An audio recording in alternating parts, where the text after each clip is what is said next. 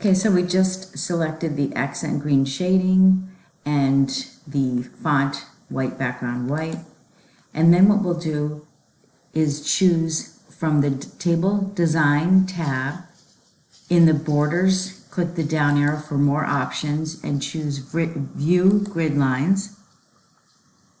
So you turn off the display, and then we're going to select the last 3 rows. They have borders right now. Select the last 3 rows, and also notice that there's a border above total cost. Okay, so notice that for right now. Select the last 3 rows, and then the border arrow, and choose No Border.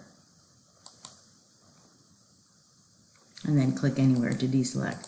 So we did get the borders away from total cost, budgeted, and difference, but we lost the line of, right below NewYorkTimes.com.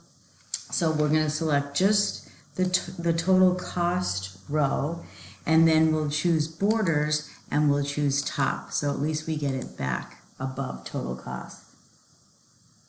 And then we'll click in the the budgeted 125,000, and we'll choose borders bottom. So you get the line underneath it. So you can get very specific where you want your borders. And then we'll select the total cost row.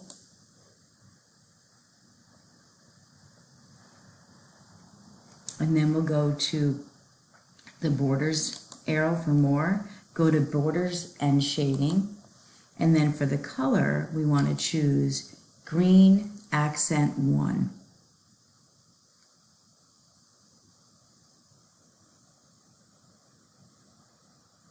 And that'll be for the top of the border. Make sure I have the right one. Green accent 1. And then click OK. I'm just going to reselect it and go back there one more time, borders and shading, and I chose the green accent 1. Then you click the top of the border, it takes it off, click it again, it puts it back on. I just want to make sure we have the right green. And you should see it in the preview arrow. All right, last page. Click the View tab, choose multiple pages. And we're going to add a cover page. Click Insert, select Cover Page, choose Semaphore, and we have to scroll down a little bit. There it is. Select it. Choose the date control, and then choose the down arrow and actually choose today. Then choose the View tab again and choose Page Width, makes it a little bit bolder, up to 152%. And we're going to scroll down till we can see Document Subtitle. Click that and then go ahead and type JCL Talent, comma, New York. And it's putting it in all caps for you.